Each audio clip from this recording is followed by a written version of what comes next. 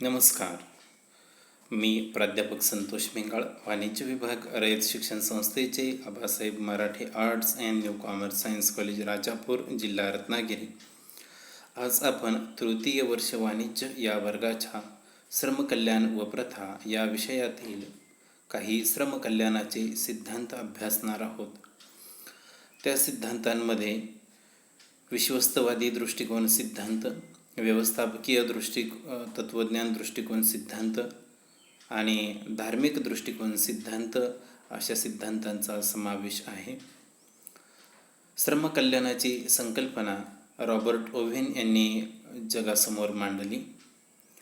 श्रमिकांचा विकास व्हावा यासाठी त्यांनी श्रमिकांसाठीचे अनेक वेगवेगळे कल्याणकारी उपक्रम जगासमोर मांडून श्रमकल्याणासाठी जास्तीत जास्त आपला वेळ खर्च केला. श्रमकल्याणाचा विचार करता श्रमकल्याण ही संकल्पना प्रथमतः कामगार या घटकाशी निगडीत आहे हा विचार करणे गरजेचे असते. श्रमकल्याण म्हणजे फक्त श्रमिकांचा आर्थिक विकास नव्हे तर आर्थिक आणि आर्थिकेतर विकास श्रमिकांचं होऊन खऱ्या अर्थाने श्रमिकांचे जे काही कल्याण आहे ते श्रमकल्याणामध्ये अभिप्रेत असते. आणि त्यासाठीच श्रमकल्याणासाठीचे विविध सिद्धांत जे आहेत ते विविध तज्ज्ञांनी किंवा काही व्यक्तींनी जगासमोर मांडलेले आहेत. त्यातून दुर्लक्षित राहिलेला हा कामगार घटक जो आहे तो जगासमोर येईल आणि त्याचाही विकास होईल अशी एक अपेक्षा यामध्ये असते. प्रथमतः आपण विश्वस्तवादी दृष्टिकोन सिद्धांत याविषयी चर्चा करणार आहोत. श्रमकल्याणाचा विश्वस्तवादी दृष्टिकोन सिद्धांत. विश्वस्तवादी दृष्टिकोन सिद्धांताची निर्मिती महात्मा गांधीजींनी स्वातंत्र्यपूर्व काळामध्ये केली. श्रमिकांवर होणारे अन्याय जे आहेत ते गांधीजींना मान्य नव्हते. किंबहुना श्रमिक हा सुद्धा समाजाचा एक घटक आहे, तो सजीव घटक आहे आणि तो माणूस आहे याचाही विचार श्रमकल्याणामध्ये करणे गरजेचे आहे असे गांधीजींचे म्हणणे होते. स्वातंत्र्यपूर्व काळामध्येच गांधीजींनी या सिद्धांताची निर्मिती करून वेळोवेळी त्याचा पाठपुरावा केल्याचे आपल्याला पाहायला मिळते. या सिद्धांताच्या निर्मितीमध्ये प्रथमतः कामगार आणि मालक यांनी परस्परांविरोधी न वागता ते एकमेकांचे पूरक घटक आहेत या दृष्टिकोनातून राहिले पाहिजे. त्याचबरोबर कामगार हा घटक मालक या घटकाशी नेहमी संबंधित असतो, कारण हे दोनही घटक उत्पादन क्षेत्राशी निगडीत आहेत. कामगार वर्ग जो आहे तो नेहमीच मालकांना किंवा उद्योजकांना वस्तूंची निर्मिती करण्यामध्ये सहकार्य करत असतो. त्यामुळे कामगार आणि मालक या दोनही घटकांनी एकमेकांना परस्पर विरोधी न मानता एकमेकांचे विश्वस्त म्हणून त्यांनी कार्य करणे गरजेचे असते किंवा एकमेकांचे विश्वस्त म्हणून काम केले पाहिजे. कारण ही दोनही घटक एकमेकांच्या सहकार्याने समाज विकसित करण्याचा प्रयत्न करत असतात. अनेक वस्तू आणि सेवा निर्मिती करून त्या समाजाला पुरवत असतात. त्यामुळे हे दोन्ही घटक एकमेकांबाबतचे अधिकार, त्याचबरोबर कर्तव्य, हक्क याविषयी जागरूक असणे गरजेचे असते.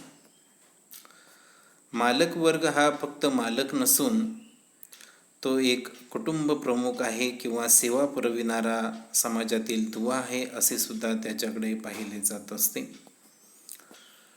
थोडक्यात कामगार आणि मालक वर्ग या दोनही घटकांनी आपण समाजातील एक महत्त्वाचा आणि समाजाला सेवा पुरवणारा घटक आहोत हे प्रथमतः विचारामध्ये घेतले पाहिजे. त्याचबरोबर व्यवसायामध्ये काम करत असताना एकमेकांविषयी विश्वास असणे गरजेचे असते. म्हणजेच कामगारांनी मालकावर वेतन आणि आर्थिकेतर सुविधांमध्ये विश्वास ठेवणे जसे गरजेचे आहे, तसेच मालकाने सुद्धा त्या विश्वासास पात्र राहून कामगार कल्याणासाठी काही महत्त्वाच्या सेवा सुविधा कामगारांना उपलब्ध करून देणे गरजेचे असते. साधनसामग्रीचा वापर करून चांगल्या दर्जाच्या वस्तू उपभोक्त्यांना पुरविल्या पाहिजेत. त्याचबरोबर आपल्या व्यवसायाच्या नावलौकिकाद्वारे मिळणाऱ्या नफ्याद्वारे कामगार कल्याणाचा सुद्धा विचार मालकांनी करणे गरजेचे आहे किंवा सेवायोजकांनी गरजेचे असते. सेवायोजकाने व्यवसायामध्ये किंवा उद्योगामध्ये कुटुंब प्रमुखाची किंवा कर्त्याची भूमिका बजावणे गरजेचे असते. कुटुंब प्रमुख ज्याप्रमाणे कुटुंबातील प्रत्येकाची काळजी घेतो, तसेच मालकाने सुद्धा किंवा सेवायोजकाने सुद्धा प्रत्येक कामगाराची किंवा श्रमिकांची काळजी घेणे गरजेचे असते. व्यवसायाशी संबंधित असलेला प्रत्येक घटक जो आहे त्याची काळजी सेवायोजक किंवा मालक यांनी घेणे गरजेचे आहे. कारण सेवायोजक हा फक्त सेवायोजक किंवा मालक नसून तो समाजाचा एक विश्वस्त असतो. या मतांशी सभोवतालचं जे काही वातावरण असेल ते चांगल्या पद्धतीचे त्यांनी निर्माण केले पाहिजे.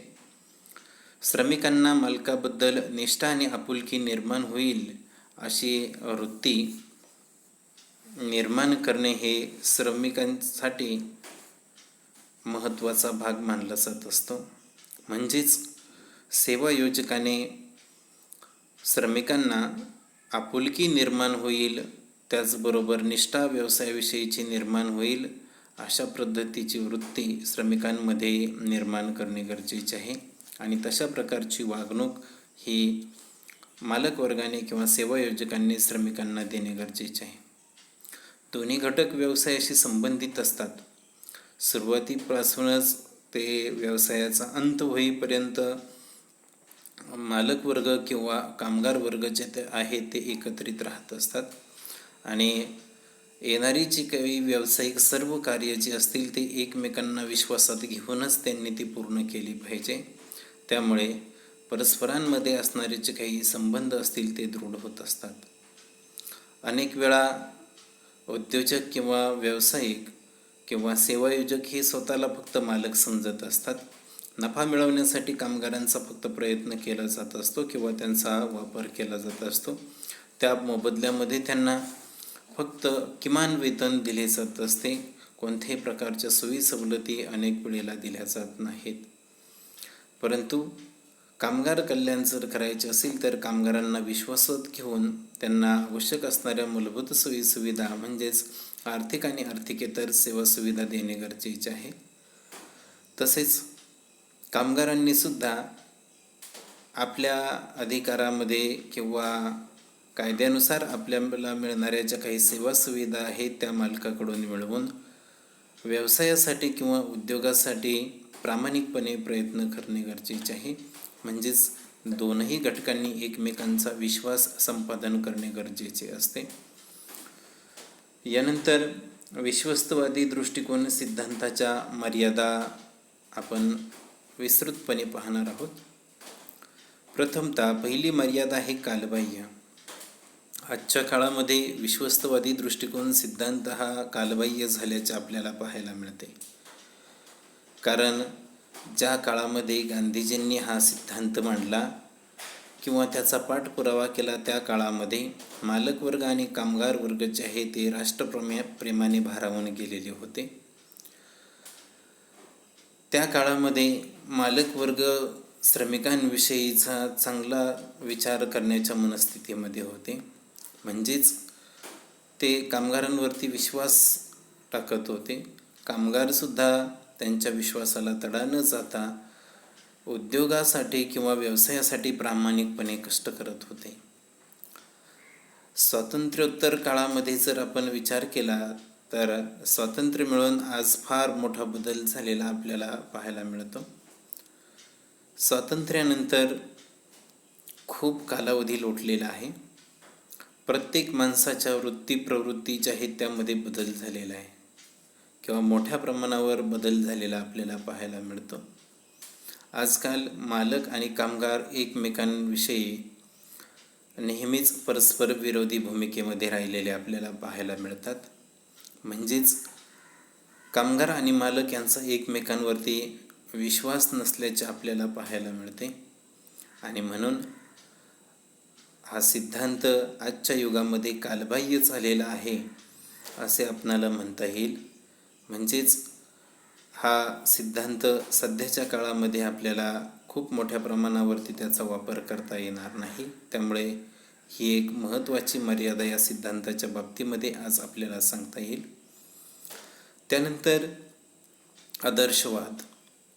आजच्या कालावधीमध्ये हा दृष्टिकोन सिद्धांत बऱ्याच अंशी उपयुक्त ठरणार नाही, कारण प्रत्येक व्यक्ती जे आहे ते स्वार्थी वृत्तीने आजकाल वागत असते. महात्मा गांधीजींचा म्हणजेच बापूंचा जो काही दृष्टिकोन होता तो आदर्शवादावर आधारलेला आहे. माणसाने स्वार्थ साधून घेण्याची जी काही प्रवृत्ती असेल ती आदर्शवादामध्ये आपल्याला पाहायला मिळत नाही. आज स्वार्थी वृत्ती जी आहे ती आदर्शवादापेक्षा श्रेष्ठ मानली जात असते. म्हणजेच आदर्शवाद सध्याच्या परिस्थितीमध्ये बाजूला ठेवून कामगार आणि मालक हे दोनही घटक एकमेकांचा स्वार्थ बघून आपल्याला जास्तीत जास्त फायदा कसा होईल हे फक्त पाहत असतात. कामगारसुद्धा कामाच्या तुलनेमध्ये अधिक वेतन कसे मिळेल याचा विचार करतात आणि मालक किंवा सेवायोजक वर्गसुद्धा कमी खर्चामध्ये त्याचबरोबर कमी पैशामध्ये अधिक चांगल्या प्रतीचे श्रमिकांकडून कसे करून घेता येतील याचा विचार करतात. त्यामुळे आदर्श कामगार किंवा आदर्श मालक ही संकल्पना आजच्या काळामध्ये कालबाह्य झालेली आपल्याला पाहायला मिळते. म्हणजेच आदर्शवाद सध्याच्या परिस्थितीमध्ये आपल्याला पाहायला मिळत नाही. त्यानंतर तिसरी मर्यादा म्हणजे व्यावहारिक दृष्टिकोन. आजच्या व्यावहारिक जगामध्ये जर आपण विचार केला तर मालक आणि कामगार हे परस्परावलंबी आजसुद्धा आहेतच, परंतु एकमेकांशी आपुलकीचे ते वर्तन करतीलच असे आपल्याला म्हणता येत नाही. आणि ही कल्पना जी आहे ती सुद्धा सध्याच्या परिस्थितीमध्ये सध्याच्या लोकांना सहन होत नाही. मालक आणि कामगार हे आत्मकेंद्रित किंवा स्वार्थी असून विश्वस्ताची भूमिका ते पार पाडतीलच असे निश्चितपणे आपल्याला सांगता येत नाही. आणि म्हणूनच आजकाल फक्त व्यावहारिक दृष्टिकोनातून श्रमिक व्यवसायामध्ये काम करत असतात किंवा मालक किंवा सेवायोजकसुद्धा व्यावहारिक दृष्टिकोनातूनच श्रमिकांना वागणूक देत असतात. त्यामुळे व्यावहारिक दृष्टिकोन आल्यामुळे विश्वस्तवादी दृष्टिकोन सिद्धांताला ही एक महत्त्वाची मर्यादा आहे असे आपणाला सांगता येते. यानंतर श्रमकल्याणाचा व्यवस्थापकीय दृष्टिकोन सिद्धांत आपण अभ्यासणार आहोत. श्रमकल्याणाचा व्यवस्थापकीय दृष्टिकोन सिद्धांत पाहत असताना औद्योगिक क्रांती घडल्यानंतर जी काही परिस्थिती निर्माण झाली त्याचा विचार करणे आपणाला गरजेचे आहे. औद्योगिक क्रांती घडल्यानंतर मोठ्या प्रमाणावर कारखानदारीमध्ये वाढ झाली. वैयक्तिक, खाजगी किंवा सार्वजनिक अशा अनेक स्वरूपाचे बदल या समाजामध्ये घडून आलेले आपल्याला पाहायला मिळाले. एकल व्यापारी संस्था असतील, त्याचबरोबर भागीदारी संस्था असतील, या व्यवसाय संस्था ज्या आहेत त्या संपुष्टात आल्या आणि त्यानंतर स्वतंत्र मालकीचे किंवा भांडवलशाहीचे जे काही व्यवसाय आहेत ते अस्तित्वात आले. अशा प्रकारच्या उद्योगांमध्ये जास्त प्रमाणामध्ये परतावा जो आहे तो आपल्याला पाहायला मिळतो. लोकांच्या अपेक्षा ज्या आहेत त्या उंचावत गेल्या आणि अपेक्षेप्रमाणे मोठ्या प्रमाणावरती गुंतवणूक होऊ लागली. जोपर्यंत अपेक्षित नफा मिळत नाही तोपर्यंत गुंतवणूकदारांना लाभांश मिळवण्याची गरज नसते.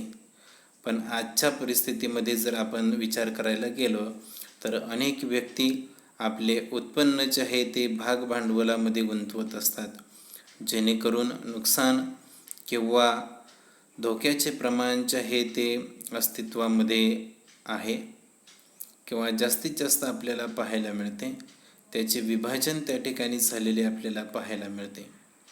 आजच्या जागतिकीकरणाच्या युगामध्ये मालक वर्ग आणि नोकर वर्ग दोन्ही एकत्र येऊन व्यवस्थापक वर्गाची निर्मिती करून व्यवसायामध्ये कार्यरत असलेले आपल्याला पाहायला मिळतात. व्यवसायाची निर्मिती करून हा जो काही वर्ग आहे किंवा व्यवस्थापक वर्ग जो आहे तो व्यवस्थापनामध्ये तरबेज असलेले आपल्याला पाहायला मिळतो. नोकर वर्गासारखा पगारी किंवा वेतनावर काम करणारा हा वर्ग निश्चितपणे आहे आणि त्याची गणनासुद्धा श्रमिक म्हणूनच केली जात असते. त्यामुळे आजकाल व्यवस्थापकीय दृष्टिकोनातून सुद्धा श्रमिकांचा विचार करणे आपल्याला गरजेचे आहे आणि ते या सिद्धांतामध्ये काही तत्वांच्या आधारे आपल्याला ते स्पष्ट करता येते. त्यामध्ये प्रथम तत्व आपल्याला पाहायला मिळते ते म्हणजे जास्तीत जास्त कार्यक्षमता प्राप्त करणे. सर्वसामान्यपणे व्यावसायिक जे आहेत ते व्यवसायामध्ये जास्तीत जास्त यशस्वी होण्यासाठी किंवा नफा मिळवण्यासाठी गुंतवणूक करत असतात. जास्तीत जास्त नफा मिळवणे, त्याचबरोबर व्यवसायांचा नावलौकिक वाढवणे आणि आपले अस्तित्व जे असेल ते चिरंतन काळ टिकविणे यासाठी सतत आजचा सेवायोजक वर्ग किंवा व्यवस्थापकसुद्धा झटत असतात. यशस्वी व्यवस्थापनामुळे हे मोजमाप जे आहे ते व्यवस्थापनाच्या कार्यावरती अवलंबून असलेले आपल्याला पाहायला मिळते. यासाठी व्यवस्थापकाला व्यवसायाचा जो काही नावलौकिक आहे किंवा त्यामध्ये वाढ करणे गरजेचे असते. लक्षपूर्वक काम करून घेणे हे त्याचबरोबर श्रमिकांचे मनोबल उंचावणे आणि जास्तीत जास्त नफा मिळवून व्यवसाय नावारूपाला आणण्याचे हे एक महत्त्वाचे तत्त्व या ठिकाणी आपल्याला पाहायला मिळते. या सिद्धांतामध्ये यातून स्पष्ट सांगायचे म्हटल्यास जास्तीत जास्त कार्यक्षमता जी आहे ती व्यवसायाला मिळत असते किंवा मिळवून द्यावी लागते. त्यानंतर स्वतःचे वर्चस्व टिकवणे हे सुद्धा या सिद्धांताचे एक महत्त्वाचे तत्त्व असलेले आपल्याला पाहायला मिळते. हा एक अत्यंत महत्त्वाचा घटक आहे किंवा गुण आहे की जो व्यवस्थापकाच्या जर अंगी असेल तर व्यवसाय उन्नतीला लागत असतो किंवा प्रगती त्यामध्ये झालेली आपल्याला पाहायला मिळते. आजचा जर आपण विचार केला तर आज संयुक्त भांडवली संस्था ज्या आहेत त्या व्यवस्थापकांना देशी उत्पन्नाबरोबरच राष्ट्रीय उत्पादनाशी सुद्धा त्यामध्ये तीव्र अशी स्पर्धा आपल्याला करावी लागते. आजच्या स्पर्धात्मक युगामध्ये आपले जर वर्चस्व टिकवायचे असेल तर त्यासाठी व्यवस्थापक जे असतात त्यांना अद्ययावत असं ज्ञान असणे गरजेचे असते. तसेच श्रमिकांबरोबरीची असणारी जी काही गरज असेल ती गरज, त्यांच्या अडचणी, त्यांच्या अपेक्षा याबाबतसुद्धा व्यवस्थापकाला सखोल माहिती असणे गरजेचे असते.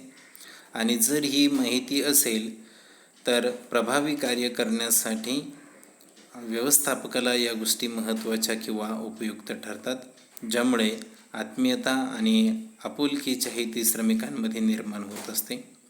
श्रमिकांबरोबर सुद्धा सलोख्याचे असे संबंध जर या व्यवस्थापकांनी जर ठेवले तर त्यांना श्रमिकांकडून सुद्धा मोलाचे असे सहकार्य मिळू शकते. कारण सद्य परिस्थितीचा जर आपण विचार केला तर स्वतःचे अस्तित्व किंवा स्वतःचे जर वर्चस्व टिकवून ठेवायचे असेल तर व्यवस्थापकीय गुण जे आहेत ते सेवायोजकांमध्ये सुद्धा असणे गरजेचे आहे. त्याचबरोबर व्यवस्थापक म्हणून ज्या व्यक्तींची आपण नेमणूक करणार आहोत त्यांच्याकडे सुद्धा हे गुण असणे गरजेचे आहे, ज्यातून आत्मीयता आणि आपुलकी जी आहे ती श्रमिकांमध्ये वाढीस लागेल आणि आपोआपच असे जे काही सलोख्याचे संबंध आहेत ते कामगारांबरोबर सेवायोजकांचे निर्माण होतील. हा सुद्धा एक महत्त्वाचा भाग या ठिकाणी आपल्याला पाहायला मिळतो. त्यानंतर विक्रीवाढ म्हणजेच उत्पादनं आणि सेवा जे आहेत त्यांचे उत्पादन व्यवसायांमध्ये केले जात असते. थोडक्यात सांगायचे जर झाले तर वस्तू आणि सेवा ज्या आहेत त्या व्यवसाय किंवा उद्योगांमध्ये उत्पादित केल्या जातात आणि समाजापर्यंत पोहोचवल्या जात असतात. समाजापर्यंत पोहोचवत असताना श्रमिक हा जो काही घटक आहे तो अतिशय महत्त्वाचा आहे. कारण उत्पादन करणे आणि त्याची विक्री करणे हे श्रमिकांशी निगडीत असते. श्रमिकांनी जर आपला कार्यक्षमपणा जर त्यामध्ये जर दाखवला तर नक्कीच व्यवसायाची जी काही उत्पादन क्षमता जी आहे ती वाढेल आणि त्यामध्ये आपोआपच विक्रीमध्ये वाढ होईल. परंतु यासाठी व्यवस्थापकांनासुद्धा काही उत्पादनाची त्याचबरोबर विक्रीची कौशल्य असणे गरजेचे असते आणि तरच विक्री वाढ जी आहे ती शक्य होत असते. त्यानंतर नावलौकिकामध्ये वाढ हे सुद्धा या सिद्धांताचे अतिशय महत्त्वाचे असे तत्त्व आहे. कारण प्रत्येक सेवायोजक किंवा मालक जे आहेत त्यांना सर्वच प्रकारचे जे काही कौशल्य असतील ते प्राप्त असतातच असे नाही.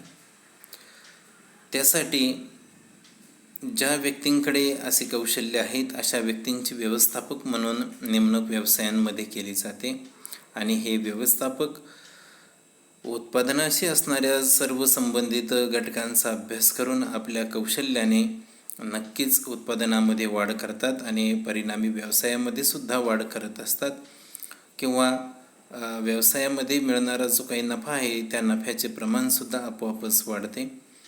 वस्तूंचा दर्जा किंवा गुणवत्ता जी आहे ती जर चांगली असेल त्याचबरोबर योग्य किमतीमध्ये त्या वस्तू समाजापर्यंत जर पोहोचविलेल्या असतील तर समाजामध्ये सुद्धा आपोआप त्या व्यवसायाविषयीची जी काही नावलौकिक आहे किंवा व्यवसायाच्या नावलौकिकामध्ये सुद्धा वाढ झालेली आपल्याला पाहायला मिळते.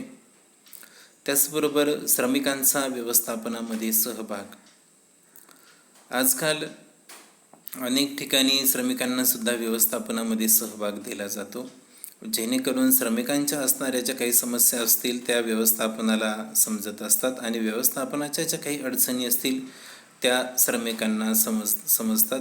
त्याचबरोबर श्रमिकांमध्ये असणारे जे काही उत्तम ज्ञान असेल त्याचबरोबर काही कौशल्य असतील त्याचाही व्यवसायाला फायदा करून घेता येत असतो.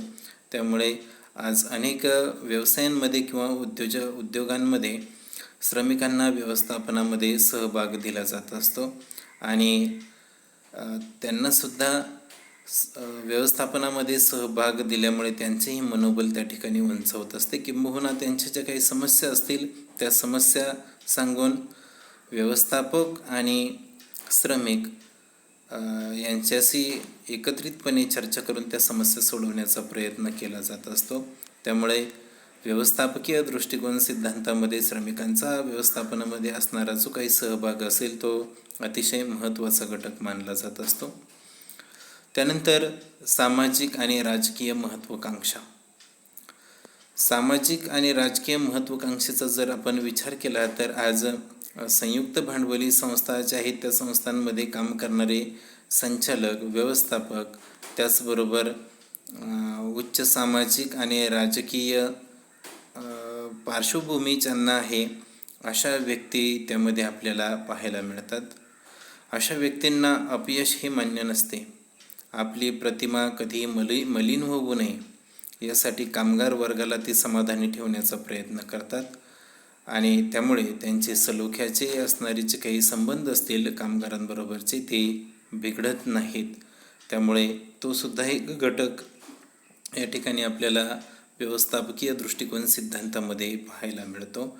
म्हणजेच सामाजिक आणि राजकीय क्षेत्रामध्ये असलेले जे लोक आहेत ते आज व्यावसायिक दृष्टिकोनातून सार्वजनिक ज्या काही कंपन्या असतील किंवा संयुक्त भांडवली प्रमंडळे जे असतील त्या प्रमंडळांची ते स्थापना करत असतात किंवा ते व्यवसाय जे आहेत त्यांच्या नेतृत्वाने चालत असतात आणि आपोआपच सामाजिक किंवा राजकीय दृष्टिकोनातून आपल्याला अपयश येऊ नये त्याचबरोबर आपली प्रतिमा मलिन होऊ नये यासाठी कामगारांना ते नेहमी समाधानी ठेवण्याचा प्रयत्न करतात. म्हणजेच कामगार कल्याणाचे विविध उपक्रम कामगारांना ते उपलब्ध करून देत असतात किंवा त्याची अंमलबजावणी करत असतात.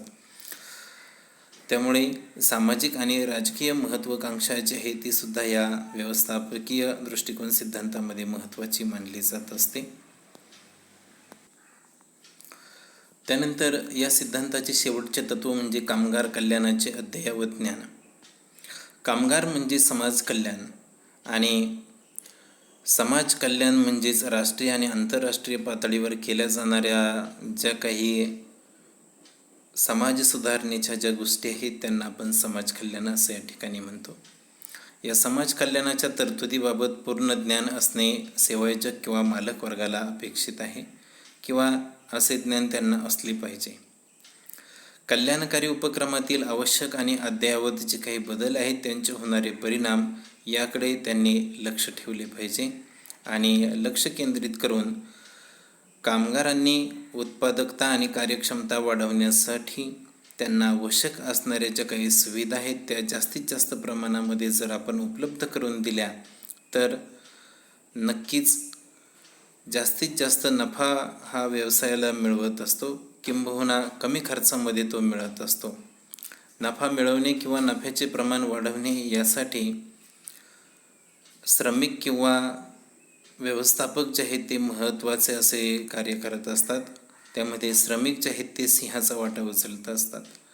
व्यवस्थापनाबरोबर चांगले संबंध ते निर्माण करण्याचा प्रयत्न करतात आणि नक्कीच व्यवस्थापकसुद्धा त्यांना सहकार्य करत असतात.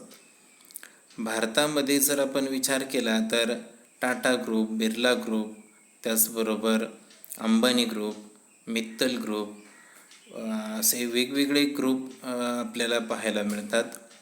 किंबहुना असे व्यवसायांचे समूह या ठिकाणी आपल्याला पाहायला मिळतात की जे उद्योग समूह श्रमिकांना खूप चांगल्या पद्धतीच्या सुखसुविधा पुरवत असतात आणि त्यातूनच त्यांचा असणारा जो काही श्रमिक वर्ग असेल तो समाधानकारकपणे त्याचबरोबर प्रामाणिकपणे काम करण्याचा प्रयत्न करत असतो. म्हणजेच या व्यवसायांनी किंवा या उद्योजकांनी कामगार कल्याणाच्या ज्या काही अडचणी आहेत त्या समजून घेतल्या.